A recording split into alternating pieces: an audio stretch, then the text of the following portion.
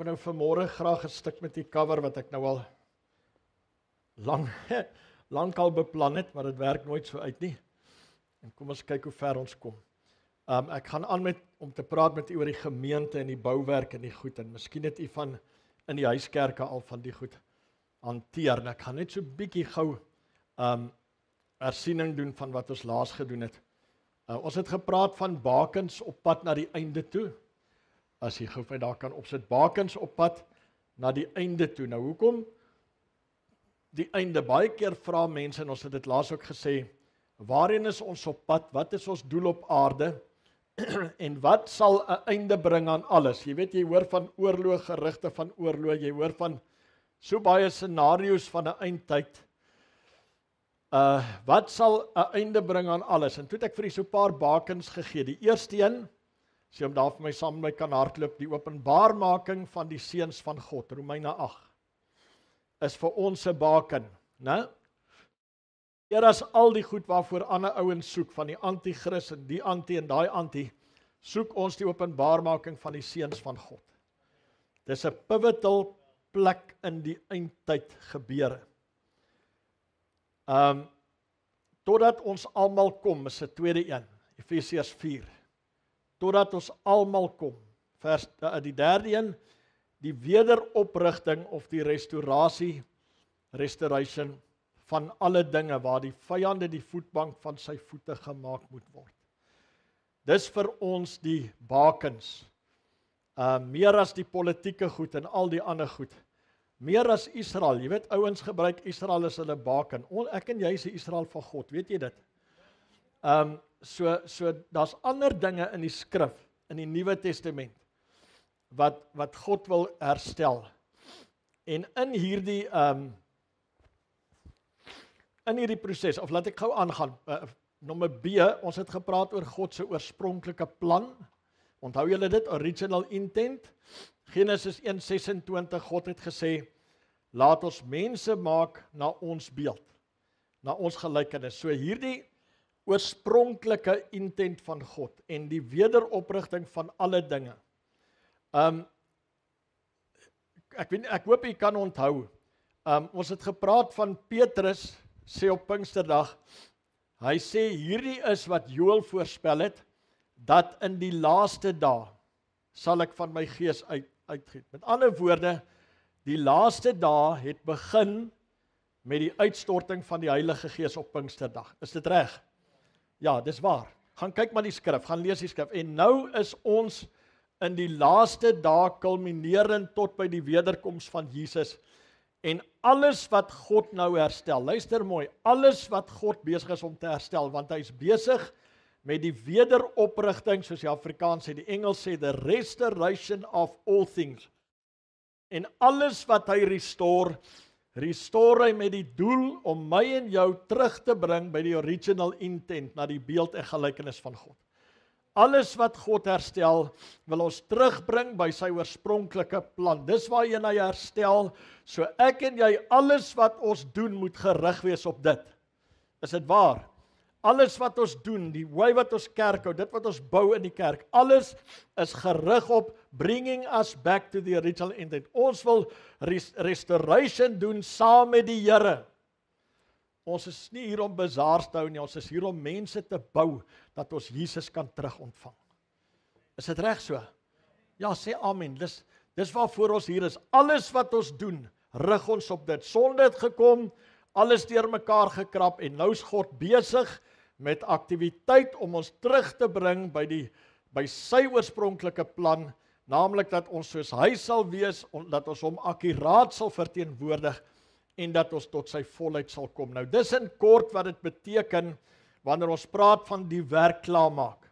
Die werk klaarmaak, ons missie, ons doel, om dit te bereik, naamlik gelykvormigheid aan die beeld van die Seun van God. Dis die punt van klaar, is gelykvormigheid aan die beeld van God, Efesiërs 4, tot ons almal kom tot die volle grootte van Christus, en so is daar baie skrifte wat hierna verwys, dis waar ons die werk wil klaarmaak, wanneer ons Jesus sal sien terugkom. Johannes 4 sê, en Jesus sê dit self, my voedsel is om die wil te doen van hom wat my gestuur het, en om sy werk te volbring. En nou daai in die Engels sê dit, and to finish his work, en die een vertaling sê, and to make his work complete. You are also the work of God. Amen. Ja, en ons is hier, die kerk is hier, to make you complete. Until we all come to the image of a perfect man. Dis die bouproses waarmee ons besig is. So op die pad terug na hierdie beeld toe, op die reis om die werk klaar te maak, het God ons 'n handleiding gegee. Luister mooi, 'n handleiding. En 'n ander ding wat ons gesê, die eindproduk van hierdie tog is nie individueel nie, dis corporate. Kan jy dit nog onthou? Dis gesamentlik. Dis nie ons is so baie keer gerig op ek moet met die Here, ek moet so groei, Maar kom ons kyk bietjie, toe Jesus die gebed vir hulle geleer het, toe sê hy nie my Vader nie, hy sê onse Vader. Onse Vader, geef ons vandag, vergeef ons skulde. Alles wat hy daar gesê het hy in die meervoud en in groepsgeband gesê. The Son of God is a many-membered body. Nou, en hierdie eindproduk waarheen ons bou is 'n geestelike huis, en dis God se huisgesin of familie. Luister mooi. 1 Petrus 2. Kom na hom toe die lewende steen wat deur die mense wel verwerp is, maar by God uitverkore en kosbaar, en laat julle ook soos lewende stene opbou tot 'n geestelike huis. Soos lewende stene tot 'n geestelike huis. 'n Heilige priesterdom om geestelike offers te bring wat aan God welgevallig is. So dis waarvoor ons hier is, dis waarheen ons gebou word. Vergeet van jou eie bou. As jy gebou word, word jy gebou as deel van 'n huis. Is dit reg so? So alles wat jy self bou, moet jy bou met die oog op. Moenie jouself bou laat jy begin een kant raak nie. Ek sien dit so baie keer by mense. Hulle stryk een of ander noot en dan wil hulle geestelik raak en dan vat dit hulle weg van die body af. Hoor jy wat ek wil sê? Jy kry dit baie keer. Mense groei in die Here. Dan sê hulle wil groei, maar dan groei hulle weg van die liggaam af. My liggaam het saam gegroei in verhouding tot waar ek vandag is. Tot ek volwasse grootte was, julle almal. Jy kan nie die een ding kan nie sê, "Jesus, ek wil nou 'n superhand word," dan groei hy weg van my arm af nie. Nee, sy lewe kom van die liggaam af. Sy lewe kom van die liggaam af. Hoor jy wat ek sê? Waar God jou in 'n liggaam geplaas het, kom jou lewe van die liggaam af. Vergeet van dit self doen en dit alleen doen. Kom ons haal hierdie goed uit ons mindset uit. Okay. So die einddoel moet gebou word. Sê gou gebou. Die einddoel moet gebou word. Hy's nie klaar daar nie. Hy moet gevorm word. En nou het God in die laaste dae sy bouplanne vir 'n spesifieke groep mense gegee. Die Bybel noem dit die ministry of die grace van 'n apostel, vir hulle gegee, en hulle saam met profete en Christus bou hierdie gebou, vorm die fondasie, vorm die hoeksteen, en daarom noem ons hierdie seisoen die apostolic. Want dis in hierdie seisoen wat ons die werk wil klaarmaak, wat ons hierdie goed tot 'n einde wil bring, en die grace wat dit gaan doen is die grace van die apostolic. En daardeur sê ek nie, om nou gou miskien vrae te beantwoord, dis nie nou dat elke ou wat op die kansel staan 'n apostel is nie. Dis niks daarmee in titels en al hierdie goed te doen nie, maar die feit is, ons kan nie sonder apostolic grace funksioneer nie.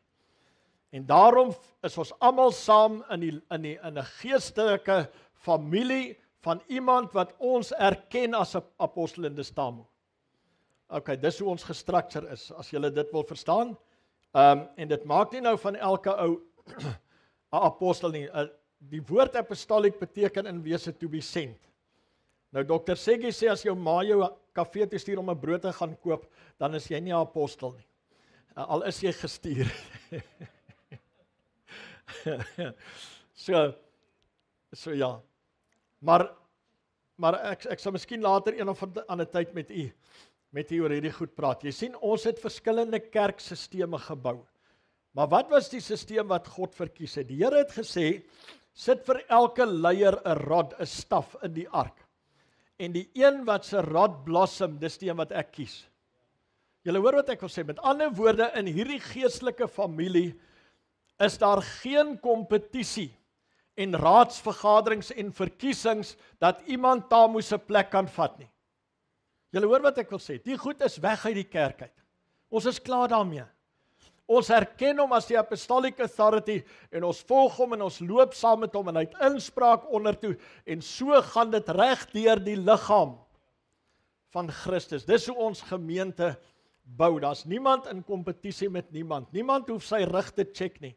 Niemand sal op 'n ander een trap om 'n plek te kry nie. God het ons gelukkig verlos van daai goed. Okay. Ons het gepraat oor die taal van vorige seisoene. Waar jy in hierdie seisoen die term kry, die woord, die buzzword om die werk klaar te maak, het jy dit nooit in vorige seisoene gekry nie. Ander goed was belangrik ensovoorts gewees.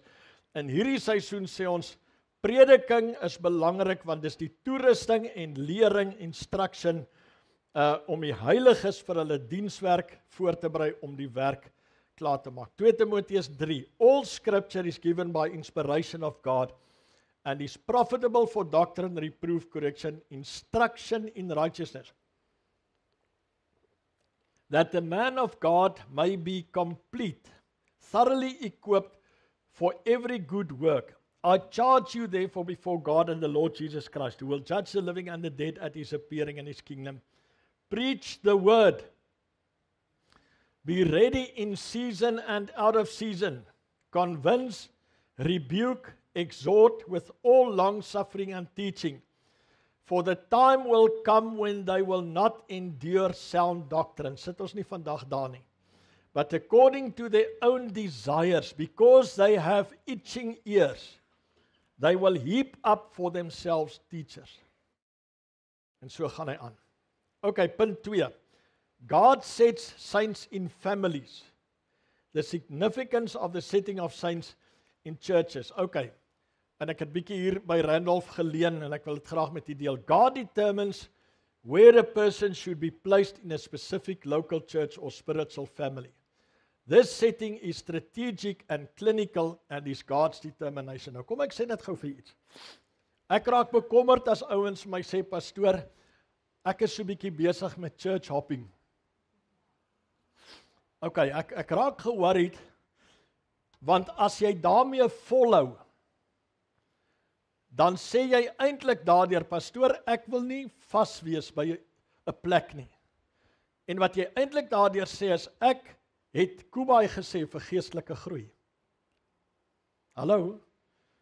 Ek het eintlik daardeur 'n streep getrek en vir my 'n lewenswyse gekry waar ek kan kom en gaan soos ek wil. Dis eintlik maar wat ouens sê. Nou, die enigste church hopping wat seker geregverdig is solank jy nog die plek soek waar God jou wil hê. Maar as jy daar klaar jou plek gekry het, dan moet jy ophou, hop, hop, spinnekop. Okay. Dan moet jy hopping einde kry.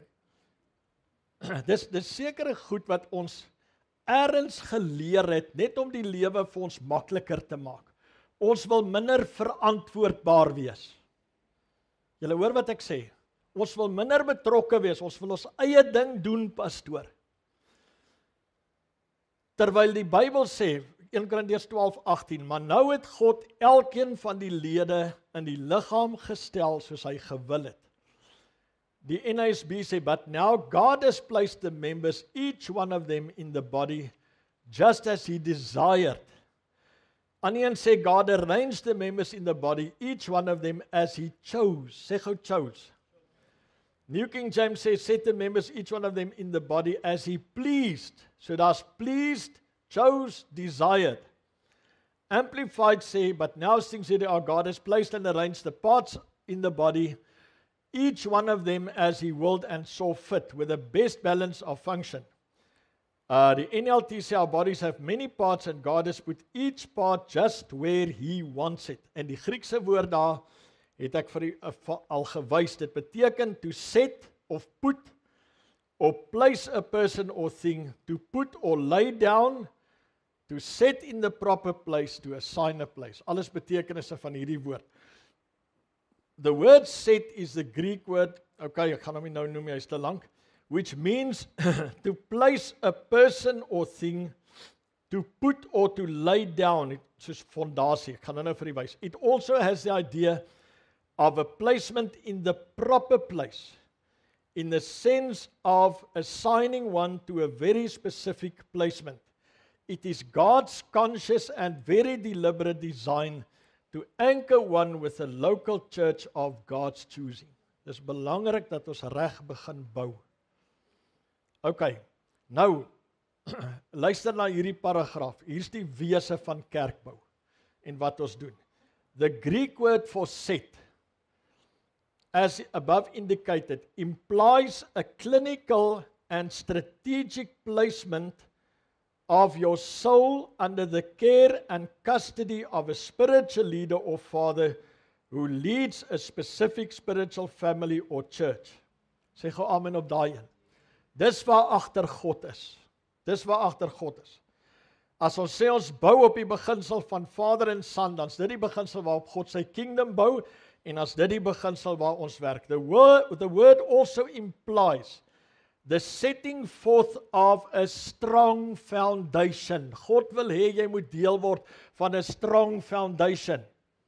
God wil strong foundations in jou lewe plaas. Nie laat jy rondhol soos jy wil nie, en hop nie, laat jy sterk fondasies bou. Lukas 6:48. He is like a man which built a house and digged deep and laid the foundation on a rock. Daai laid is dieselfde woord as God said in the church. Hoor jy wat ek sê? Dig deep and laid the foundation on a rock. And the flood came, the stream, tralalala, al daai goed, it could not shake, for it was founded upon a rock. God wil jou in 'n plek hê waar jy gebou word, dat as die storms kom, en glo my, daar kom nog lekker paar storms, glo my dit, as die storms kom, moet jy kan vasstaan, maar jy kan nie vasstaan as jy nie gebou is nie. Hoor jy wat ek wil sê? Jy gaan nie kan vasstaan as jy net elke Sondag kerk toe kom en gaan soos jy wil en maak soos jy wil nie.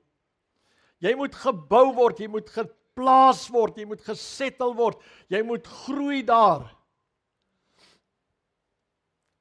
Lukas 21. Ek wil net gou vir julle 'n voorbeeld gee van hierdie woord waar hy gebruik word. Jesus sê, Lukas 21, neem julle dan in julle harte voor, om nie vooraf oor julle verdediging te dink nie. Julle ken die situasie waarvan hy gepraat het. Nou kyk nou net hier. Neem julle dan in julle harte voor, om nie vooraf oor julle verdediging. Die Engels sê dit so, die een vertaling, settle it therefore in your hearts, not to meditate before what you shall answer. Settle it in your hearts. Met ander woorde, maak die ding in jou hart vir jouself uit. Kry hom klaar. Jy gaan nie dink oor wat jy gaan sê nie. Dis nou 'n hele ander opset, maar ek gebruik net die skrif want dit is dieselfde woord. Dis wat ek vir wil wys. Dis dieselfde Griekse woord as God put in the church. Set in the church.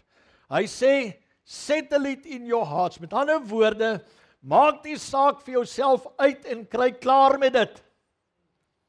Hallo? Maak die saak vir jouself uit waar God jou plaas en kry klaar met dit.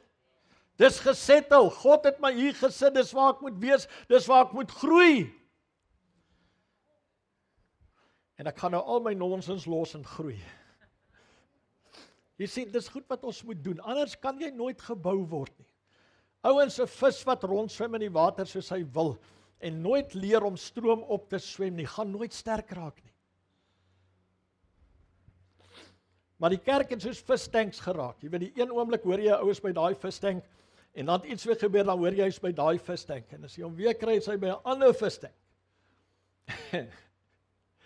Hey, tog, die Here moet ons help. Kom ons bou iets van waarde. En die hele eerste ding is, jy moet kan sê, God has placed me. God has placed me. 1 Korintiërs 3:10, dis hierdie woord. Kom ons lees dit in Engels, slide 33. According to the grace of God, which is given unto me as a wise master builder, I have laid the foundation. Laid the foundation, dis daai woord. Selfe konsep as wat God jou in die gemeente geplaas het. Nou kyk hier, so all of this is governed by the genius and wisdom of God for you. He knows where you need to be and will locate you there. Also, your placement there is vital for healthy growth. Okay.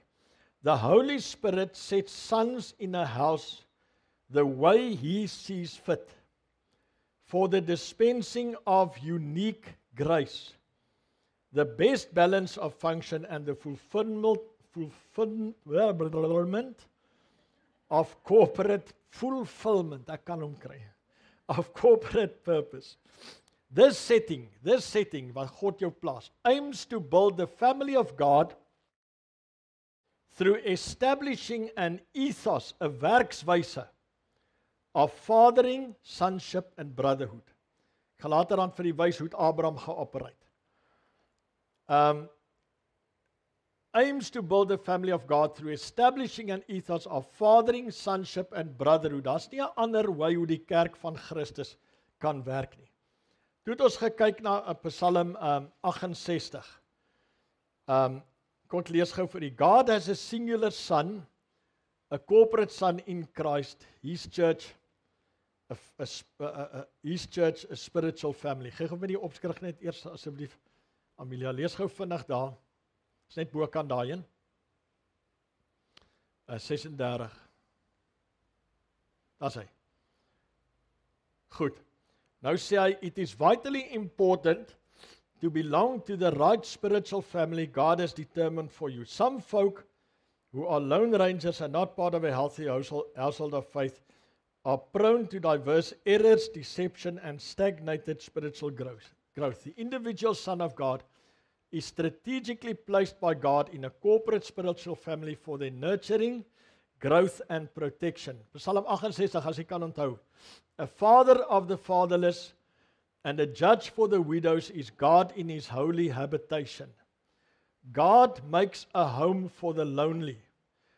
Ander vertaling sê, He sets the solitude of the lonely in families. He leads out the prisoners into prosperity. Only the rebellious dwell in a parched land. Now, Father of the fatherless, God makes a home for the lonely. He sets the lonely in families. This means more than just being a part of a church, but observing all the protocols governing it. Byvoorbeeld submission to and honor of spiritual fathering, sincere love for other sons of God in the house, etc. Ons moet hierdie goed vir mekaar leer, dat ons, jy weet Paulus sê vir Timoteus, hy sê ek skryf die goed van jou, dat elkeen kan weet hoe hy hom moet gedra in die huis van God, wat 'n pilaar en grondslag van die waarheid is. Ouens, dit wat ons hier bou, dit wat ons vorm, is nie net Judah Ministries nie. Dis 'n pilaar en grondslag van die waarheid. The truth must be shown from here. Is dit reg so? Waar mense met jou te doen kry, moet hulle die waarheid van die koninkryk van God kan agterkom. Op die wy wat jy funksioneer in 'n huis, is baie belangrik. Ek gaan nou vir u wys wat 'n prentjies het God ons gegee om hierdie goed te sien. God is pictured here as a father of the fathers.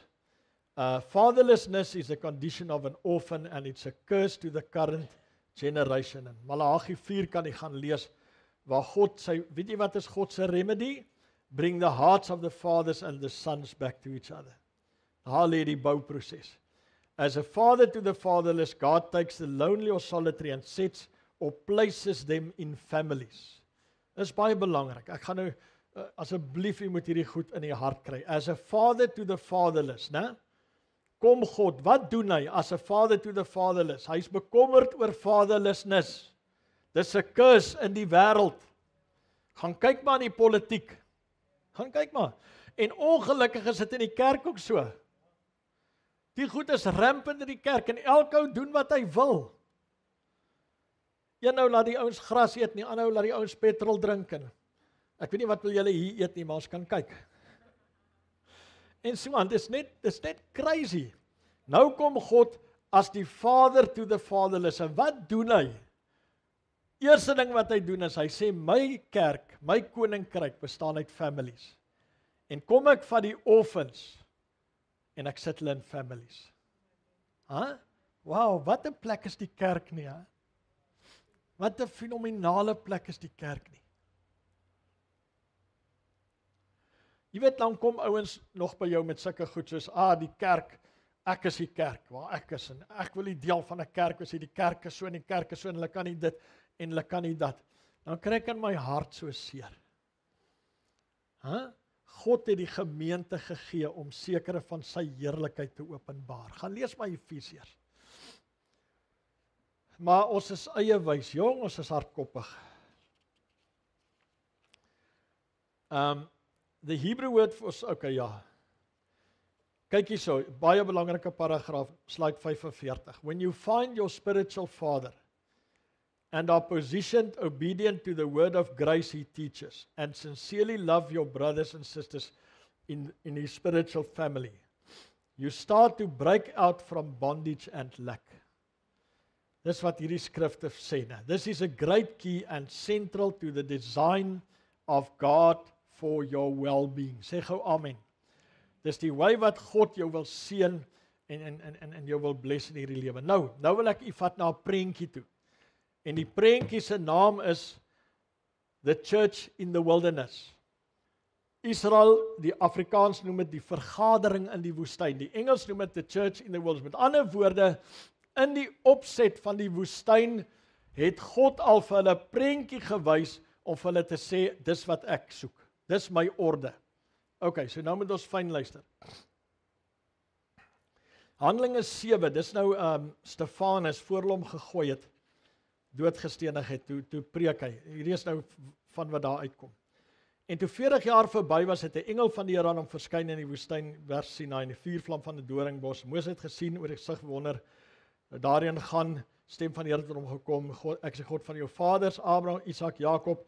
Moses het begin bewe, nie gewaag om dit te bekyk nie, toe sê die Here, trek die skoene van jou voete af, van die plek waar jy staan is heilige grond. Sorry, ek gaan vinnig. Ek het duidelik gesien die mishandeling van my volk in Egipte, hulle gesig hoër en neergedaal om te verlos, en nou ek wil jou na Egipte stuur. Hierdie Moses wat hulle verloon het deur te sê, wie het jou aangestel as 'n owerste en regter? God het hom as owerste en verlosser gestuur deur die hand van die engel wat aan hom verskyn het in die doringbos. Hy het hulle uitgelei, wonders en tekens, Egipteland, Rooi See, woestyn 40 jaar lank. Dit is die Moses, vers 37, wat aan die kinders van Israel gesê het, die Here julle God sal vir julle 'n profeet verwek uit julle broers net soos ek is. Na hom moet julle luister. Vers 38, dit is hy wat in die vergadering in die woestyn, the church in the wilderness. Church in the wilderness, dit is hy wat in die church in the wilderness was, saam met die engel wat met hom op die berg Sinai gespreek het, en saam met ons vaders. Hy het die lewende woorde ontvang om aan ons te gee. King James sê, this is he, Moses, that was in the church in the wilderness, where the angel spoke to him. Okay, NASB sê, this is the one who was in the congregation in the wilderness. Okay, nou hom wou ons vaders nie luister nie, maar hulle het hom verstoot en met hulle harte na Egipte toe teruggekeer. Toe hulle vir Aaron gesê het, maak vir ons gode wat vir ons sal uittrek, want hierdie Moses, ons weet nie wat vir hom geword het nie. En hulle het in daardie dae 'n kalf gemaak en 'n afgodsbeelse offer gebring, en die werk van hulle hande verbly. Maar God het hom afgewend, hulle oorgegee om die leer van die hemel te dien, soos geskryf is in die boek van die profete. Julle het tog nie my slagoffers gebring gedurende 40 jaar in die woestyn, die huis van Israel. Ja, julle het die tent van Moloch neem, ster van Rem van die beelde gemaak, julle aanbid ensovoorts. Vers 44, die tent van die getuienis was onder ons vaders in die woestyn, soos hy wat met Moses gespreek het, hom bevel gegee het om dit te maak, volgens die afbeelding wat hy gesien het. Nou, Moses was symbolic of an apostolic fathering grace, to which fathers who were heads of tribes, clans, households and families had to submit. Ek gaan nou vir u wys hoe God dit opgestel het. Nou die kerk, die samekoms of die volk, was saamgestel in 'n rangskikking van hulle stamme, né? The church was constituted by tribal arrangement. Kyk gou die volgende slide. Daar's Abraham en Sarah, Isak en Rebekka. Okay, dis nou baie moeilik om te sien. Dan Jakob en dan Lea en Rachel, sy 2 vroue en hulle byvroue, slavinne, sy volgende 4 lyne, en dan nou elkeen se seuns onder hom. Okay, dis maar net 'n voorstelling. There was structure, order and arrangement to Israel, the church in the wilderness. Luister mooi. There was structure, order and arrangement to Israel. Israel was nie net soos hulle uit Egipte land uitgekom het, 'n groot groep mense wat getrek het en maar net geloop het. God het hulle nie daar gelos nie. God het vir hulle gesê, ek gaan nou die slaafmentaliteit uit jou uithaal en ek gaan jou wys, hoe bou jy my in 'n family in? Onthou nou, God is alles wat hy doen hy met die oog op sy beeld en sy image. Goed, Numbers 1:16, ek gaan maar gou die Engels lees om tyd te spaar. They were chosen from the congregation, leaders of their fathers' tribes, heads of the divisions in Israel. Then Moses and Aaron took these men who had been mentioned by name, and they assembled all the congregation together on the first day of the second month, and they recited their ancestry by families. Kan jy dit glo? By their fathers' houses, according to the number of names, from 20 years old and above, each one individually. Dis nou die eerste keer 'n lang tyd wat hierdie goed terugkom, né? Now, number 2. Now the Lord spoke to Moses and to Aaron, saying, the sons of Israel shall camp each by his own standard with the banners of their fathers' households. They shall camp around the tent of meeting at a distance. Now those who camp on the east side toward the sunrise shall be of the standard of the camp of Judah. By their armies, the leader Nashon, the son of Amminadab, and his army and their numbers. En so gaan hy aan. So God sit die orde uit, né? Nou julle sal onthou, daar was 'n sekere ou wat droog gemaak het met die storie van Jericho.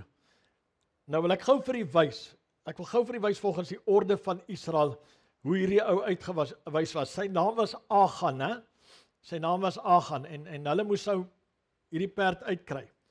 Nou kom ons lees Josua 7. So Joshua rose up early in the morning and brought Israel by their tribes. And the tribe of Judah was aangewys. Tribe of Judah was taken. Onthou nou, hier's een oukie hieronder, wat nou van die goed gesteel het en droog gemaak het. Maar die ding maak dat 'n klein stad, nie eers, hulle wil Jericho vat, wat verskriklike mure het, en dis 'n major stad. Maar daar's sonde in die kamp, en 'n klein plekkie looi hulle. Dis soos wat kan ek nou vat? Dis soos wat die Bokke nou teen Chili verloor, maar hulle wil Ierland gaan wen. Want gesindhede, jy kry dit mos van spanne ook en goed, né? Daar's sonde in die kamp, en hulle wil Jericho vat. Okay, nou moet hierdie ding gesettel word. And he brought the family of Judah, and he took the family of the Zarites. Dis 'n groep in Israel, 'n familie. And he brought the family of the Zarites man by man, and Zabdi was taken. And he brought his household man by man, and Achan, the son of Carmi, the son of Zabdi, the son of Zerah, of the tribe of Judah was taken. Wow, dis fenomenaal, né? Dat een ou so uitgewys word, maar daar's orde. Die hele Israel hoef nie nou die hele dag in die son te kom staan nie. Né? Toe hulle Juda uitwys, toe het hulle een stam, wat hulle weet, hulle kan nou hier, en God wys verder uit. Hoe dit gebeur en so aan. Okay. Judah was the tribe. The clan of the Zarites was chosen from this tribe. So the Zarites were a clan comprising of a group of families. Of this clan, the household of Zabdi was chosen. The household was comprised of many multiple families. The family of Achan was chosen. This reveals the social order in the nation of Israel. Kyk daar, tribes, clans, households, families. Okay, at one level of understanding, daar's so 'n prentjie. Sien jy daar, dis 'n tribe en 'n clan, households, dis maar net families onder 'n manier om hierdie ding te teken. Okay, at one level of understanding, the local church may be viewed as a household comprised of many family units. Also, though a local church itself may be viewed as a family unit, and thus it belongs to a cluster. Okay, each household shall be led by an apostolic fathering grace. En dan die heel laaste lyntjie daar, these arrangements are not geographically prescribed, but usually transcend geopolitical demarcations and distinctions. Waarna verwys hy? Nou, ons gaan nie terug na Joodse goed van tribes en clans en so aan. Dis nie waaroor dit gaan nie. Dit gaan oor, God het gesê, kom ek wys julle wat ek in my orde wil hê. God wil huisgesinne, gemeentes, né? Wil hy saam hê onder die grace van die apostolic. Dis baie, baie belangrik. Onthou dit. Dis die grace waarin ons functioneer. The global church should have such similar arrangements. En ons staan onder sulke arrangements. Okay. Camp under your banner or standard. Everyone camped at their standard and emblem. This was like a distinctive badge that defined the people. Kan jy glo die Here het nie woestyn al hierdie goed vir hulle gesê? There is an organization in the spirit. Dis wat belangrik is. There's an organization in the spirit. Ons is nie nou op 'n plek waar elke gemeente vir hom 'n banner en 'n logo. O, die Here moet ons help. Julle verstaan wat ek bedoel. Dis nie terug na Judaïsme nie. Maar ons vat die ou, hy is ons leermeester na die nuwe toe. En hy vertel ons, en God wys ons 'n prentjie. En God sê vir ons daardeur, luister, ek wil jou in 'n spesifieke huisgesin, geestelike familie plaas, waar jy kan groei. Right, kom ons kyk verder. Everyone can his own, there is an organization in the spirit. Each tribe had a unique banner or standard. This defined them and the special grace, gifts, and abilities associated with each tribe. Dis waaroor dit gaan. Dis waar dit gaan oor die geestelike aspek daarvan.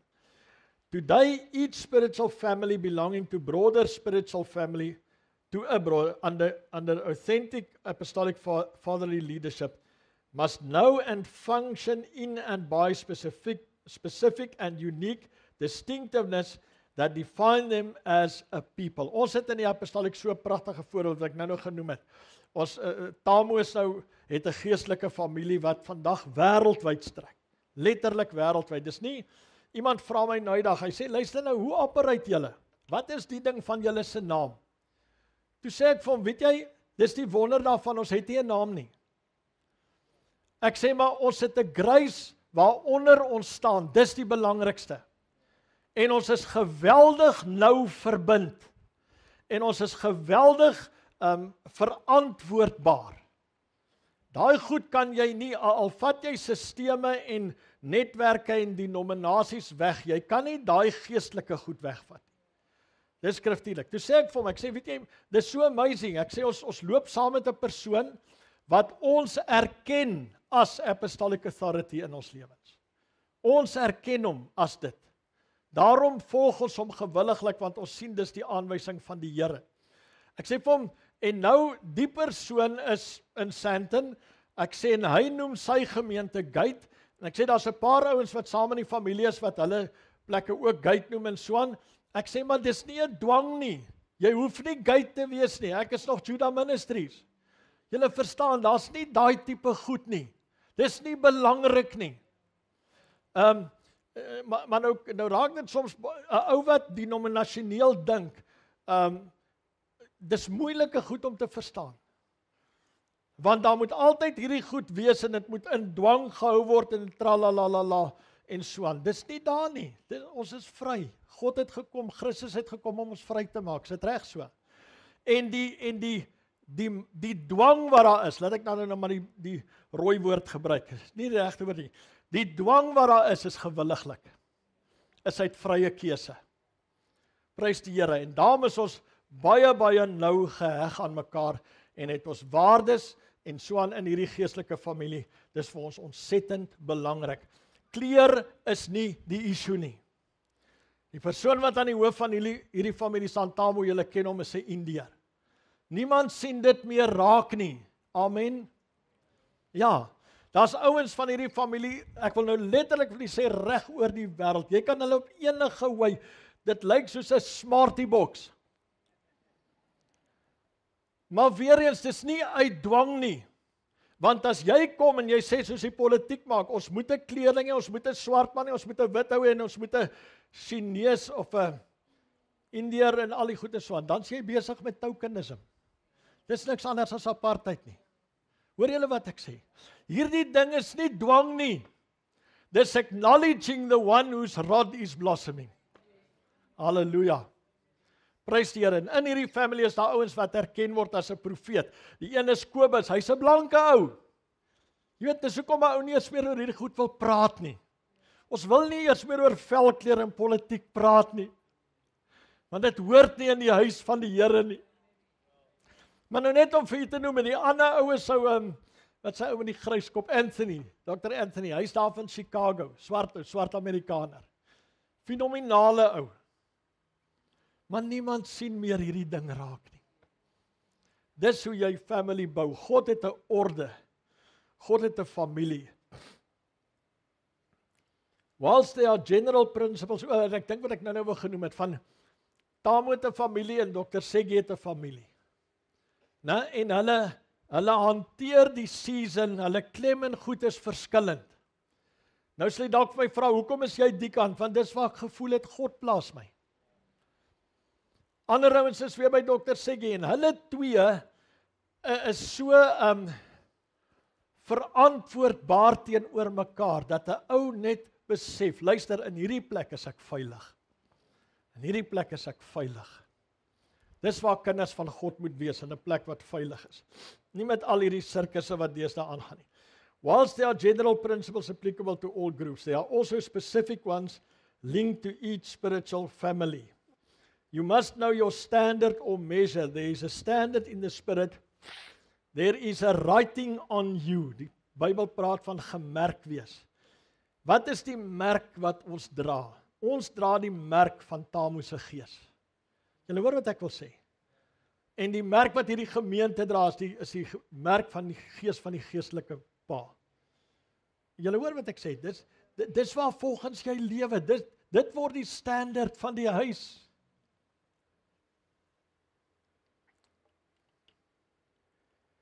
You have a metron over you that determines whether you are operating right. Do not function from an inaccurate measure, giving you a false sense of security. Your banner tells you how the Lord views you, what He has called you to do. Byvoorbeeld, Tamu het nou eenslag. Toe praat hy met ons, toe sê hy, luister, ons was daar in die Drakensberge saam. Toe sê hy, julle is my family wat gewilliglik saam met my loop.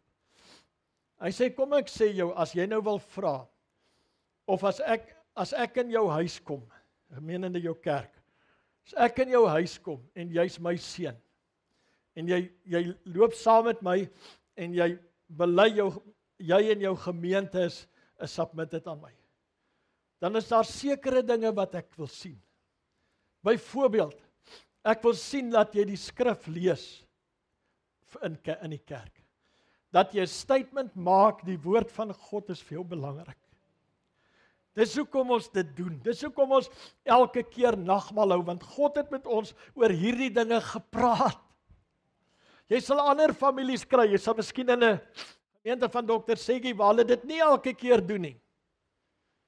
Maar dis die goed wat vir ons gegee is en dis die manier hoe ons lewe en dis die standaard en die banner en onder dit is ons veilig. Daar's orde in die huis van die Here. Amen. Daar's orde in die huis van die Here. Each tribe was check hierso. Each tribe, ek is amper klaar. My laaste bladsy. En ek hoor nie eers 'n amen nie. Each tribe was strategically positioned around the tabernacle of Moses. Ek gaan dit weer lees. Each tribe was strategically, hoekom? God het vir hom gesê jy's daar. Strategically positioned around the tabernacle of Moses. Wat sal ons vandag doen? As die Here sê hierdie 3 tribes kamp hierso, dan sal ons van daai kant af sê nee, ek wil hier wees. Kom ons maak dit 4. Ons maak dit 4 die kant wat ek wil ook hier wees. A person from Judah could not simply decide that he or she would camp with Dan. than the man. No? They had to know their allocated divine setting and not tamper with this. We can learn from this today. Okay, met ander woorde, en dan sê daar, the tribe of Levi is positioned, geef my gou die laaste een. The tribe of Levi, die geeles, is positioned around the tabernacle as they served as priests. I see portion in yellow. Nou as julle gou daar kan kyk, ek weet julle kan nie al lees nie. Ek hoop jy sê nie, want as my oë baie sleg. Aan die ooste kant, dis nou, sê nou maar regs, né, soos ons kyk na daai prentjie regs. Daai 3 pinkes.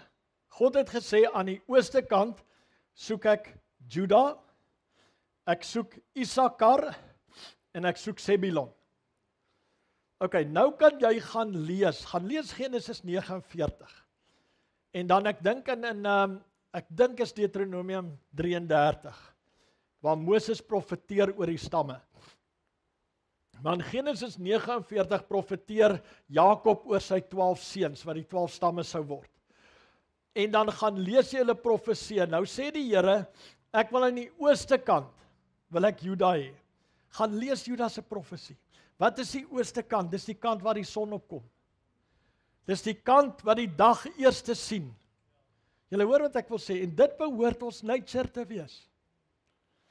Die ander een is Issachar, wat langs hom moet staan. Issachar, die Bybel sê, God gave him die vermoë gegee to know the times and the seasons and to know what to do. Hy sê, ek wil jou langs Juda hê, en ek wil jou aan die ooste kant hê. Amazing, né? Amazing.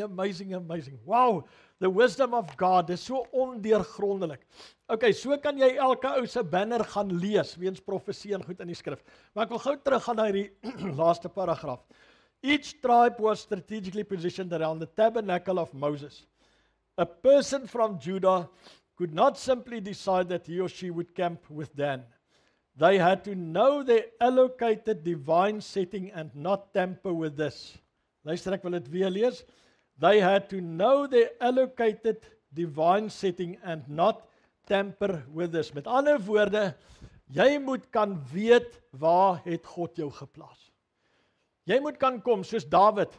Dawid is in die woestyn, hy vlug vir Saul en van Saul se manne begin oorkom na hom toe. Nou weet Dawid nie of hierdie 'n lokval is en wat gaan hier aan nie. En hy sê vir hulle ding, hy sê luister, as julle kom om my te help, kan julle kom. Andersins gaan God julle handle.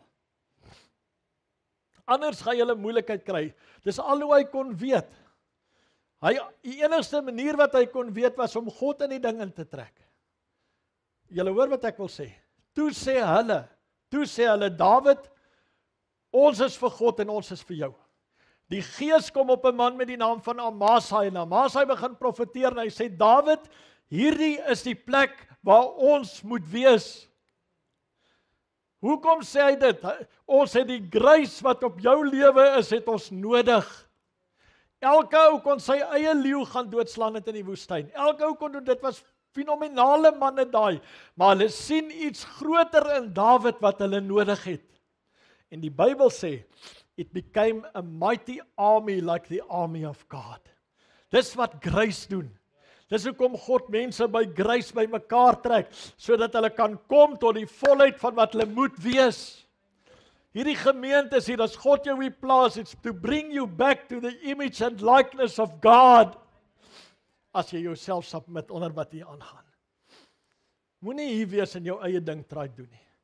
Moenie hier wees en soos 'n donkie agterop skop nie. As God jou hier gesit het, werksaam.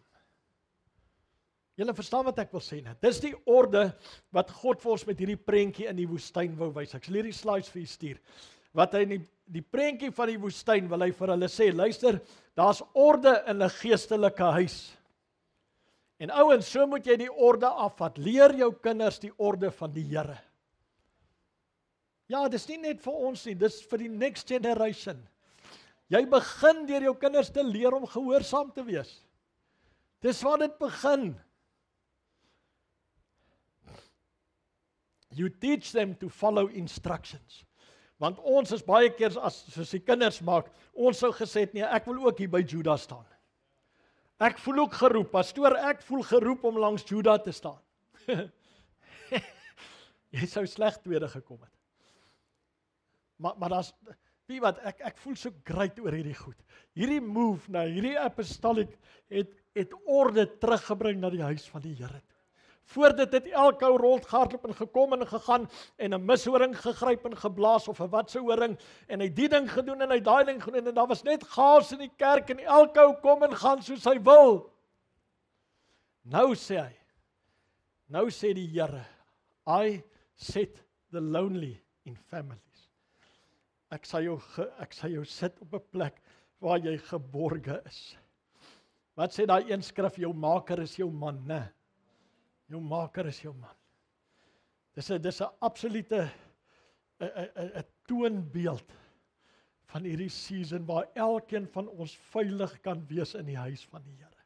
Waar jy weet you are being loved. Waar jy weet jy's geborge, jy's veilig. Dis 'n wonderlike plek om te wees. Fantastiese plek. Weet jy wat? Psalm 91 wat ons ook baie keer individueel vat. Ek gaan nou klaar maak. Dan sê hy sê wat sê hy? Wie kan vir sê wat sê Psalm 91? Onder sy vleuels, wat? Ja, hy wat skuilings vind, ja, hy wat, sorry, ek is nog nie by my ou stasie klaar nie. Ek praat vinniger as wat my mind kan doen. He that dwelleth in the secret place of the Most High, né? Dan praat ons van die secret place. Oh, you must be in the secret place. Dan het ons hierdie mystical idee. Wat 'n flip is die secret place? Sê vir my, wat is die secret place? Dis nie jou binnekamer nie. Vat die skrif en gaan kyk. Jesus sê, hoe dikwels wou ek julle bymekaar maak soos sy hennaarkuikens. Psalm 91 sê, onder sy vleuels sal jy skuil. Jesus sê, ek wou julle bymekaar gemaak het soos sy hennaarkuikens. Hoe het hy dit gedoen? Hy sê, ek het vir julle apostels en profete gestuur. Maar julle wou nie. Julle wou nie. Wat wil God nou doen wanneer hy 'n vader in 'n huis sit? Hy wil julle bymekaar maak soos sy hennaarkuikens, sodat jy kan sê, in the secret place of the Most High is ek veilig. Dis die secret place onder die beskerming van 'n geestelike pa. Ek het nou eendag met die leiers behandel van waar God sê, waar die Bybel sê, dan sê hy God is a shield. Weet jy wat is die shield wat God gee? Dan kyk jy na 'n ander plek en dan kom Dawid, dan sê hy vir Nabal en Abigail, dan sê hy vir Nabal, nie een van jou goed het weggeraak toe ek by jou was nie. En dan sing ons, the Lord God is a sun and shield. Maar die Here het jou 'n skild gegee, hulle noem dit 'n geestelike pa. As jy net kan leer hoe om te submit en dit te gebruik, kan jy veilig wees. Maar as oor ons altyd dwars is, wat goed ons tref, wat ons nie moet tref nie. Jy sien, dis 'n ander manier van kerk, hè? Dis 'n ander manier van kerkbou. Jy sal nie hierdie goed in ou mindsets hoor nie, want mense is bedreig. Mense is bedreig. Maar dank die Here het ons vrygemaak in hierdie season. Halleluja man, ons kan as 'n family operate en as orde in die huis van die Here. En elkeen kan kom tot die volheid van wat hy moet wees. Ons soek nie posisies nie, ons soek nie mekaar se eer nie, ons soek nie om ander in die rug te steek nie.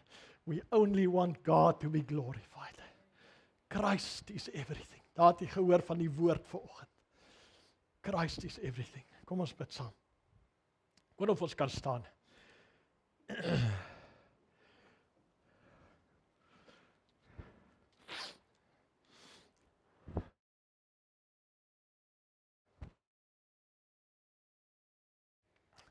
Ek wil vanmôre vir jou vra, die grootste ding wat jy in jou lewe kan uitsort, is nie of jy 'n rooi of 'n blou kar moet koop nie. Grootste ding wat in jou lewe kan uitsort is, hoe is jou Vader? Sort daai ding uit en kry orde in jou lewe wat ek vanmôre vir u gewys het. God het al vir hulle in die Ou Testament gewys. Kom ek wys julle wat is my orde. Kry orde in jou lewe. Ek wil gou vir julle, sorry, ek wil gou iets lees. Waar is daai slide?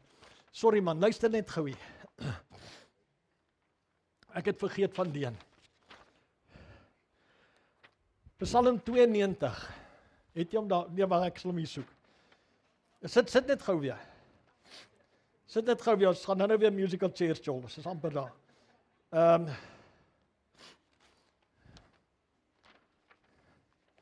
So ons diens, ons kan doen met hom wat ons wil. 'n Lied vir die Sabbatdag. Gee my gou vers 15 asseblief.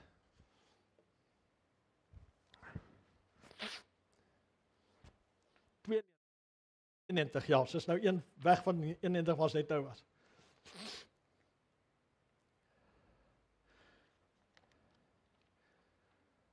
Vers 13. Die regverdige sal groei soos 'n palmboom. Hy sal opgroei soos 'n seder op die Libanon. Geplant in die huis van die Here. Sal hulle groei in die voorhoewe van ons God. Waar groei jy? As jy gewat is? Exactly. Stop met hop spinnekop. Vers 15. In die gryse ouderdom.